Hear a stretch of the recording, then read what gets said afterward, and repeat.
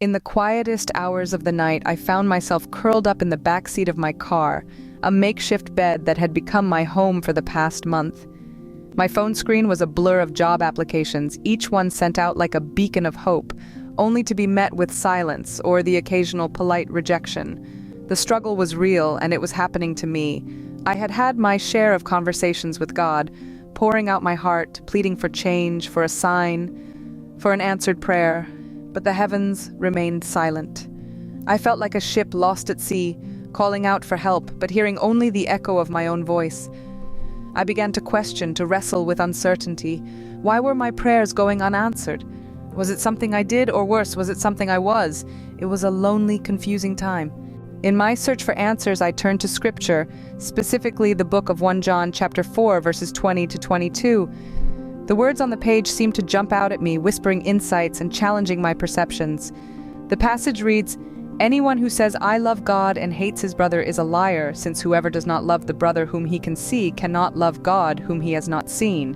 Indeed, this is the commandment we have received from him, that whoever loves God must also love his brother.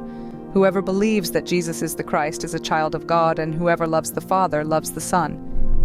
The text, when analyzed in the original Aramaic and Latin translations, revealed layers of meaning that I had not considered before. It emphasized the importance of love and relationship, not just with God, but with our fellow human beings. It suggested that our faith is not an isolated experience, but a communal one, deeply intertwined with our interactions with others. This realization was a revelation. It was not that my prayers were going unanswered, but rather that I was looking for answers in the wrong places. I was focusing so much on my own struggles, on my own needs, that I had neglected to consider the needs of others. I was so busy asking for help that I'd forgotten to offer help. The passage taught me that faith is not a one-way street. It is a dialogue, a relationship, a journey that we share with others. It challenged me to broaden my perspective, to step out of my own pain and to extend a hand to those around me.